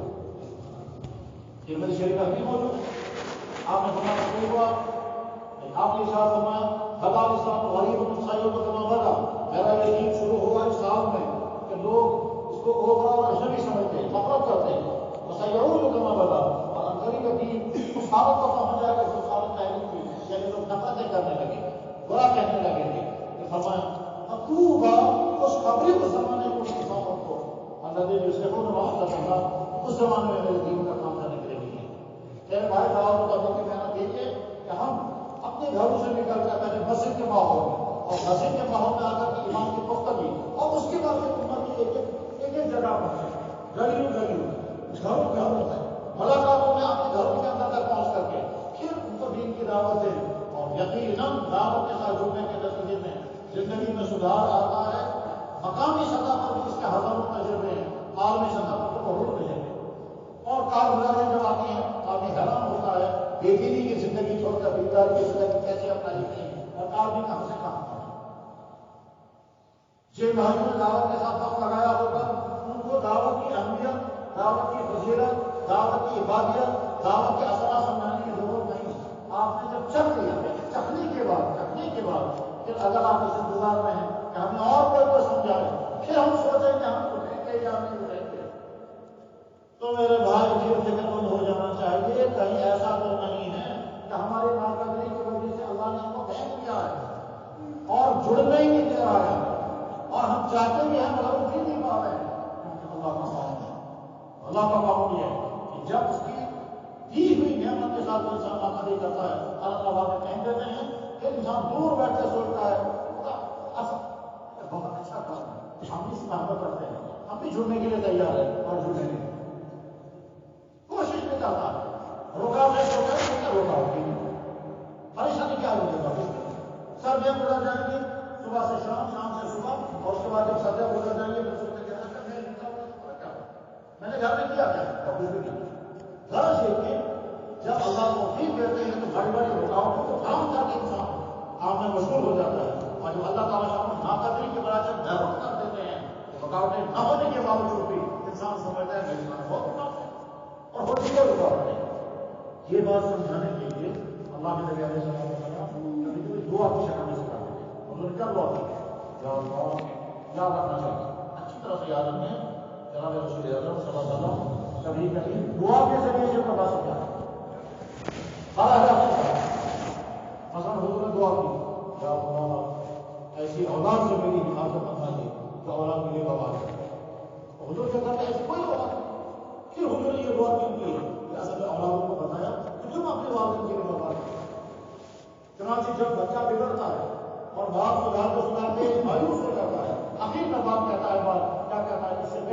بغیر اور اولاد کے ہوگا اور یہ مصیبت مجھے بھی درکار نہیں تھی، یہ وبا مجھے نہیں چاہیے تھا. میں نے اپنی آنکھوں سے دیکھا اس باپ کو، اپنے بیٹے کو کہہ رہا تھا خدا کار کے دن اور بیٹا پڑا ہوا تھا کہ نشہ کیا ہوگا اور نشے کی حالت میں کنٹرول تھا اور نشہ بھی بہت زیادہ خطرناک قسم کا. تو باپ کہتا تھا کہ والد کی حالت یہ ہوئی کہ تھوڑا تھوڑا پیسہ جمع کیا تھا اپنے ہارٹ کا علاج کرنے کے لیے سب اسے ڈالنا تھا. وہ جو تھوڑا تھوڑا پیسہ جمع کیا تھا اس کا بیٹا ڈانس کرنا تھا تو چھوڑا چپکے سے وہ پیسے نکالتا رہتا تھا اور وہ چرس پیتا تھا اور دوسری چیزیں کرتا رہتا تھا. ایک دن جب باپ نے دیکھا پیسہ ختم ہو چکا ہے اور ماں بھی اس کی مر چکی ہے، اس کے بعد وہ باپ کہتا تھا خدا اس کو موت دے. اللہ کے نبی کی دعا کرتے ہیں کسی طرح سے اللہ کے نبی دعا فرمائی یا اللہ خیر آپ نے مجھے عطا فرمایا وہ خیر مجھ سے چھیننا. دعوت کا کام اللہ نے آپ کو دیا ہوگا سستی کی وجہ سے، بے قدری کی وجہ سے اور بہانے بنا کر کے جناب یہ پریشانی ہوگی اس میں جا نہیں سکتا، ارے یہ پریشانی بہت سارے لوگ کہتے ہیں کیا کرتے ہیں دعوت کے کام انتشار ہو گیا اب نہیں چاہتا اب دیکھنے کو بیٹھنا چاہیے. ارے بھائی اچھی طرح سے ہم اللہ کے لیے اگر کام کر رہے ہیں، ہم زندگی میں دین کے محتاج ہیں، امت دین کی محتاج ہے، انتشار کو رکاوٹ ہے ہی نہیں، اس لیے انتشار رکاوٹ نہیں ہے. ہم انتشار میں نہیں ہیں، ہم دعوت و تبلیغ اسی نہج پر رہے ہیں جو نہج چلا آ رہا ہے مولانا الیاس کرنا کرو کے زمانے سے اسی نہج پر بھی کام کرنا ہے. جن کو انتشار ہے وہ بیچارے بھائی اپنا کچھ ہوتے ہیں، ہم سے اتنا کے ساتھ اپنے کام کس کام کے ذریعے سے کروڑوں انسانوں کو اللہ نے ہدایت عطا فرمائی اسی کام کے ساتھ آپ جڑے ہوئے ہیں. انتشار جہاں اس کو کہتے ہیں یاد ہے اور حضرت اقدس مسیح محمد صاحب اللہ کا کی خدمت میں تھے بھائی مولانا صاحب نے کہا حضرت وہ ہمارے مسجد میں نیا امام آیا، اس کے خیرات بھی صحیح ہے، اس کے حالات بھی کچھ ٹھیک نہیں. میں نے سوچا اس کے پیچھے میری نماز نہیں آئے گی، میں نے گھر میں نماز پڑھنا شروع کی. میں نے ٹھیک کیا تو رحمان محمد صاحب نے شخصیت انہوں نے حضرت مولانا الیاس صاحب کے ساتھ تبلیغ میں وقت لگایا تھا اور دیوار کے مشکل علاقوں بلکہ جب حضرت سے پوچھا گیا کہ حضرت آپ مفتی پہلے کہ تبلیغ کے پہلے میں تبلیغ کے پہلے وہ مفتی تھا کہ کسی نے کہا کہ میں حضرت بلا کرتے دیکھا کہتے ہیں بڑی عجیب بات ہے بہت تبلیغ کی محنت اسی اتنی اثر انداز ہے کہ دارالعلوم کا مطلب میں متاثر ہوا. اگر مفتی محمد صاحب نے فرمایا دارالعلوم کے مطلب میں متاثر نہیں ہوا جو کہو دارالعلوم کو مفتی کی ضرورت نہیں تبلیغ والوں نے دیا. میں تو اصل میں تبلیغ والا آج میں مفتی اور یہی حضرت مفتی محمد صاحب فرماتے بڑے خواب میں جناب رسول اللہ حضرت فرمایا مفتی محمود دو کام کرتے رہنا میرے ساتھ جنت میں ہو، تعلیم اور تبلیغ، تعلیم اور تبلیغ. یہ حضرت مفتی محمد صاحب ان سے مولانا صاحب نے کہا حضرت ہمارے مسجد میں امام صاحب آ گئے اور اس کی حالت کچھ ٹھیک نہیں ہے، قرات تو صحیح تھی. میں نے سوچا اس کے پیچھے میری نماز تو نہیں آئے گی، لہٰذا میں آپ کے گھر میں نماز پڑھتا ہوں. میں نے ٹھیک کیا. حضرت مفتی محمد صاحب نے فرمایا کوئی جواب نہیں دیا. تھوڑی دیر بعد انہوں نے پھر سوال کیا، انہوں نے کوئی جواب نہیں دیا. تھوڑی دیر بعد پھر سوال کیا. حضرت مفتی صاحب نے فرمایا مولانا صاحب آپ توبہ کرو، اللہ سے معافی مانگو، نہ جانے کیا غلطی تم سے ہو گئی ہے، اللہ نے تم کو مسجد سے باہر کر دیا ہے، ذریعہ بنائی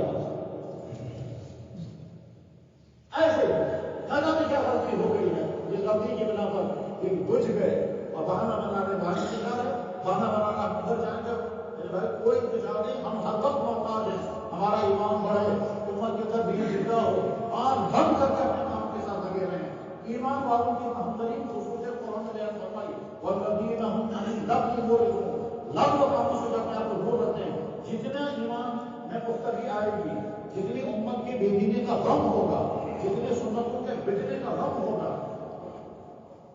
مطلب جب مسلمان فخر کے ساتھ یہود و نصارہ کا فیشن اپنا ہے، اس کا مطلب یہ ہے کہ مسلمان فخر کے ساتھ نبی کی سنتوں کو ختم کر رہا ہے اور امت ایمان والے کو بچانا ہے. تو جتنا ایمان ان کی بے دینی کا غم، یہ علامت اس بات کی ہے، علامت اس بات جتنا ایمان کی فکر ہوگی، جتنا دین کے بچنے کا غم ہوگا، اتنا ہی انسان اللہ پر سے مطالب ہو جائے گا. ہم بار بار کہتے ہیں اپنے دماغ، اپنی زبان، اپنے کاموں تینوں کو اس انتشاری بحثوں سے الگ کر کے آنکھ بند کر کے دین کا کام کریں اور سوائے اس کا کوئی چارے کار نہیں ہے، ورنہ بے دینی کا سواب بڑھتے بڑھتے وہاں تک پہنچے گا کہ باپ تبلیغ والا تھا اب وہ نہیں رہا، بچوں کو یہ بھی پتہ نہیں کہ ہمارے گھر میں تبلیغ اچھی طرح سے جن علاقوں کو اللہ نے کام عطا کیا تھا ان علاقوں میں کوئی ناقدری ہوئی ہے، اس ناقدری کے نتیجے میں شیطان مسلط ہوا، کبھی کوئی وجہ ہوئی، کبھی کووڈ ہو گیا، کبھی کورونا ہو گیا، کبھی انتشار ہو گیا، اور اس کے نتیجے میں کام وہاں سے چھن گیا اور کام والا نے واپس لے لیا، سبب کچھ بھی بنایا۔ اللہ کی ذات دے دیا، مکہ مکرمہ والوں نے قدم نہیں کی، اللہ نے اپنے نبی کو مدینہ بھیج دیا اور پھر فرمایا کہ میرا نبی واپس نہیں آئے گا۔ مکے والے واپس تڑپتے رہے، انتظار، جب مکہ فتح ہو گیا پھر بھی چاہتے ہیں اب حضور مکے جانے سے حضور ہونا۔ بخاری میں حدیث موجود ہے کہ جب مکہ مکرمہ فتح ہو گیا، فتح ہونے کے بعد پھر غزوہ حنین کے بعد غالباً تقسیم کرنا اور وہ جیرانہ کے مقام، اور جیرانہ کا مقام مکہ شریف سے تقریباً 20-22 کلومیٹر دور ایک جگہ ہے جیرانہ، جس جیرانہ میں بہت سارے معجزات ہوئے تھے، بہت سارے معجزات ہوئے تھے۔ چنانچہ مجھے یاد ہے کہ جب ہم جیرانہ گئے تو پولیس والے نے کہا السلام علیکم، پولیس والے نے کہا وعلیکم السلام، میں نے اتنے سے صاحب وہاں موجود ہے، اس نے نہیں پوچھا کون سا ہوگا، پہلا سوال اسے کیا یہ موجود وہاں موجود ہے، اس نے کہا موجود، پوچھ کیا اس نے نہیں پوچھا کون سا کنواں، سمجھ گیا یہ کیا پوچھا، کیوں جیرانہ میں ہوا ہے کنواں کا واقعہ کیا کہ جناب رسول اللہ صلی اللہ علیہ وسلم جیرانہ میں کام کرتے 18,000 صحابہ لوگوں کے ساتھ اور ہزاروں دوسرے غیر لوگ ہیں، ہزاروں بکریاں، 40,000 بکریاں حدیث میں آتا ہے، سیرت کی کتاب ہے، صحابہ کرام نے عرض کیا رسول اللہ آپ نے فرمایا کنویں میں پانی، فرمایا وہ بھی ختم ہو گیا، اب اس کیا کہا وہ بھی ختم ہو گیا، فرمایا کہیں سے تھوڑا سا پانی لاؤ، تھوڑا سا پانی لایا گیا، آپ نے باغ بھی مبارک اس پانی میں ڈالا اور آپ باغ ڈال کر فرمایا اس کنویں میں ڈال دو، چنانچہ وہ کٹورا جس میں آپ کا گلاب مبارک ڈالا گیا تھا اس کو جب اس کنویں میں ڈالا گیا تھوڑی دیر کے بعد نیچے سے پانی ایسے پھٹا جیسے ڈرین پائپ اور نیچے سے پانی آ گیا ہوگا اور 12,000 صحابہ نے لیا اور وہ باقی تمام لوگوں کو پلایا گیا اور وہ پانی آ گیا آج تک چل رہا ہے۔ اسی کنویں کے بارے میں پولیس والے یہ موجود کالا موجود، یہ گویا موجود کالا موجود کالا کے مذہب کہتے ہیں میں نے وہ کنواں موجود ہے، اس نے کہا ہاں موجود ہے، میں نے کہا پانی ہے اس میں، کہہ رہے پانی ہے مگر اس میں تالا لگا ہوا ہے اندر نہیں جا، اسی جیرانہ کے مقام پر مکے والوں نے کہا یار مسئلہ بچا مکہ فتح ہو گیا، اب کیوں جائیں گے اب کیوں جائیں گے اب تو مکے میں آتے ہیں، مکہ میں آپ کا تھا، آپ کے والدین یہ بھی تھے، اب آپ مدینہ نہ جائیں، حضور نے جانے ہم سمجھتے تھے کہ آپ مجھے یہ روکیں گے، اس کے بعد والد نے تقسیم کیا، والد نے تقسیم کرتے ہیں مکے والوں کو زیادہ دیا، جب مکے والوں کو زیادہ دیا اور مدینے والوں کو بالکل ہی نہیں لا، بہت کم، اسی مدینے والے کے ذہن میں آ گیا آج تک ساری مصیبتوں کا دور تھا وہ ہم آگے آگے تھے، اور اب جب والد نے تقسیم کر رہے ہیں تو اپنے والے کو نہیں مکے والے اپنے خاندان کے لوگ اسی کے ذہن میں آ گیا، حضور تک شکایت پہنچ گئی، آپ علیہ السلام کے صحابہ کرام مدینے والوں کو جمع کیا اور جمع کرنے کے بعد کہا مدینے والوں تم نے میرے بارے میں کہا ہے اب مال غنیمت تقسیم کر رہے ہیں اپنوں کو دے رہے ہیں مکے والوں کو کیونکہ وہ خاندان کے لوگ ہیں اور ہم مدینے والے اپنے خاندان کے نہیں ہیں، صحابہ کرام مدینے والوں نے کہا اگر کسی نادان کی زبان سے جھوٹا نکلا ہم نے نہیں کہا، آپ نے اگر تقسیم میں ان کو زیادہ دیا ہمیں کچھ نہیں دیا، ہم نے مطلب تسلیم، آپ نے جو کیا ٹھیک کیا، انہوں نے فرمایا کہ نہیں تم میں سے جس نے کہا اب میرا جواب سنو، انہوں نے فرمایا مدینے والوں تم گمراہ تھے میں نے ویسے تم کو ہدایت دی، انہوں نے کہا بالکل، مدینے والوں تم جہنم کے راستے پر تھے میں نے تم کو جنت کے راستے پر لایا، انہوں نے کہا بالکل، مدینے والوں تم لڑ لڑ کر تباہ ہونے والے تھے میں نے تم کو بھائی بھائی بنا دیا، انہوں نے کہا بالکل، انہوں نے فرمایا جواب دو، ہم کہ یار کیا جواب ہے آپ کا احسان ہے، تو فرمایا میرا کوئی احسان نہیں، تمہارا مجھ پر احسان ہے کہ جب مکے والوں نے مجھے دھکے دیے تو تم نے مجھے جگہ دی، تم میرا احسان مان لیا کہ مانو میں تمہارا احسان مانتا ہوں، تم مجھے ٹھکانا دیا، مجھے گھر دیا، سب کچھ دیا، اس کے بعد فرمایا مدینے والوں تمہاروں سے احسان کی وجہ سے میں نے فیصلہ کیا کہ مال غنیمت مکے والوں کو اور یہ اللہ کے نبی تمہارے لیے، میرا مرنا اور جینا تمہارے ساتھ ہے، اس کے بعد فرمایا اگر تمہیں یہ فیصلہ نصیب نہیں ہے میں مدینے نہیں آؤں، اتنا صحابہ پڑے ہیں کہ جیرانہ کے سامنے سے دیکھ میرے بھائی اللہ تعالیٰ نعمت عطا کرتے ہیں، اس لیے جو دعوت کے ساتھ جڑے ہوئے ہیں وہ عہد کرتے اٹھنے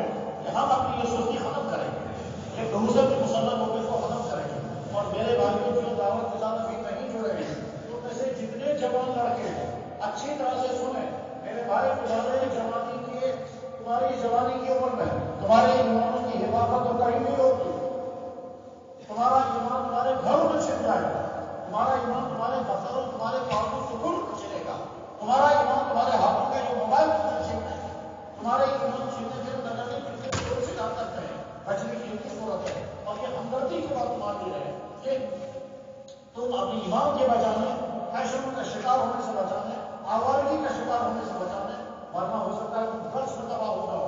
تم تعلقات میں تباہ ہو جاؤ، تم فیشنی زندگی گزار میں تباہ ہو جاؤ، تم اپنے والدین کے لیے مصیبت بنو گے۔ بچنے کی ایک ہی سبیل ہے، وہی اللہ کے راستے میں چھوڑ۔ جنہوں نے دعوت کے ساتھ وقت لگایا وہ عہد کر کے اٹھے کہ یا اللہ ہم نے دعوت کے ساتھ وقت لگایا، ہم بے وفائی نہیں کریں گے، اور اگر ہماری کسی کی قائدی کی وجہ سے ہم پر نحوست چھا گئی ہے اور بیانات ہو کر کے بھی اجتماع ہوتے ہیں، ساتھ چلے جاتے ہیں، واپس چلے جاتے ہیں، کام نہیں ہوتا۔ دعوت کو اپنی کی ساری محنت بیان کرنے کی محنت نہیں، دعوت کو اپنی کی ساری محنت اٹھ کر کام کرنے کی محنت۔ دیکھیں آپ کے لوگ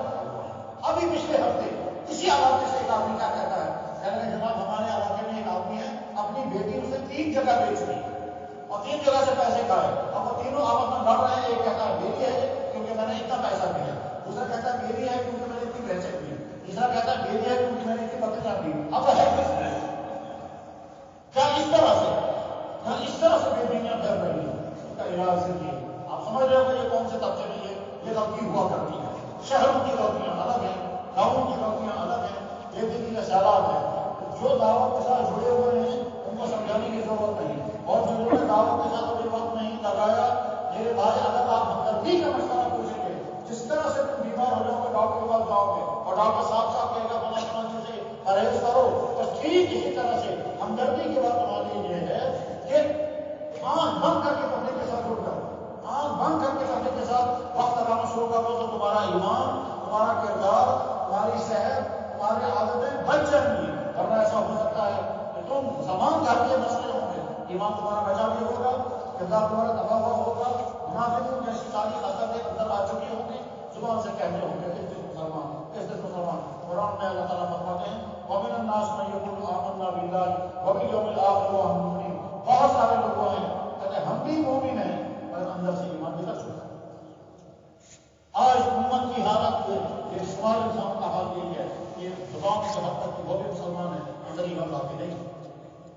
اندر ایمان لاتے نہیں۔ ایمان جہاں کوئی طبقہ ہی بچا ہوا ایسا نہیں ہے جن کے مطابق یہ سمجھتے ہیں کہ اندر دین بہت زیادہ، وہاں بھی خراب، وہاں بھی ایسی گندگیاں، تفصیل کا بیان کا موقع نہیں ہے اور بڑا سے بھی نہیں۔ خلاصہ ہم میں سے جتنے پرانے ہیں وہ پرانے، چاہے سیروزہ والے ہوں، چاہے دہروزہ والے ہوں، چاہے 40 والے ہوں، اور چاہے 4 مہینے والے ہوں، سارے پرانے ہیں۔ انہوں نے اس کام کا چک کر کے دیکھا، اس کام کے فائدوں کو دیکھا، ایمان کا بڑھنا، سنتوں کا شوق، گناہوں سے بچنا، امت کے اندر دین زندہ ہونے، سارے تمہارے مشاہدے کی چیزیں ہیں، یہ سمجھانے کی باتیں نہیں ہیں۔ اور جنہوں نے وقت نہیں لگایا، ہمدردی کی بات آپ کے لیے یہ ہے، اللہ کے راستے میں سن لو۔ بالکل اسی طرح سے جب کوئی انسان بیمار ہوتا ہے اس کو کہتے ہیں صاحب ہاسپٹل میں ایڈمٹ کرو۔ دعوت و تبلیغ بے دینی کے دور کرنے کا ہاسپٹل ہے، دعوت و تبلیغ بے دینی اور بے ایمانی کے علاج کا بہترین ادارہ ہے، اس میں انٹینسو کیا بھی ہے اور اس میں ٹریٹمنٹ کا سارا ڈپارٹمنٹ بھی ہے۔ ہدایت اللہ کے ہاتھ میں ہے، دعوت تبلیغ کی محنت سے نہیں ہوتا ہے۔ ہم میں سے کتنے ہیں جو بیچارے سکولوں کالجوں میں پڑھے ہوئے تھے، سکولوں کالجوں میں پڑھے ہوئے انسان بعد میں دعوت کے ساتھ جڑے، ان کی حالت نہ جانے کتنے انسان کی وہ ہدایت کا ذریعہ بنے۔ اللہ اس وقت بھی ہم یہاں گزر رہے ہیں لیکن دعوت و تبلیغی کے بزنس سے جڑے ہوئے ہیں، ورنہ کون کہا تھا؟ اس لیے میں ارادہ کریں انشاءاللہ، ارادہ کریں انشاءاللہ، یا اللہ دعوت کے ساتھ ہم جڑے رہے ہیں، ہم نے دعوت کے کام کیے،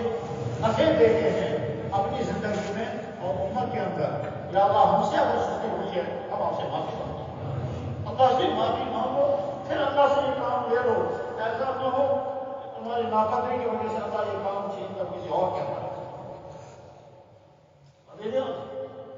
دے دیا۔ بخارا اور سمرقند کا وہ علاقہ جہاں ایک بھی غیر ایمان والا نہیں تھا، ہم نے اپنے استاد مولانا ہاشم بخاری سے سنا کہ ہم اپنے بچپن میں اپنے گھر کے عورتوں سے پوچھا کرتے تھے کہ یہ قرآن میں لکھا ہوا ہے کعبہ میں کون ہوتا ہے؟ ہمارے وہاں نہیں بتا کیونکہ ہم تھا ہی نہیں وہاں، وقت ہوا ہے وہاں کوئی پتا نہیں۔ اس لیے ارادہ کرو انشاءاللہ، اور تک ہم دعوت کے کام کے ساتھ خوش دلی کے ساتھ جڑیں گے اور ترتیب کے ساتھ جڑیں گے، اور ترتیب کے ساتھ جڑیں گے۔ ترتیب بنی ہوئی ہے، نئی ترتیب کوئی نہیں ہے، اس لیے تمام پرانے ساتھی کھڑے ہو کر کے نام لکھوائیں کہ ہم اس سردیوں کے موسم میں نکل کر کے اپنے پورے علاقے میں بڑوں کے مشورے کے مطابق کام کریں گے اور پورے خطے کے اندر فضا بن جائے گی ایمان کی فضا، سنت والی فضا اور دینی فضا۔ اللہ تعالیٰ قبول فرمائے۔ آپ ہمت کر کے جلدی جلدی کریں۔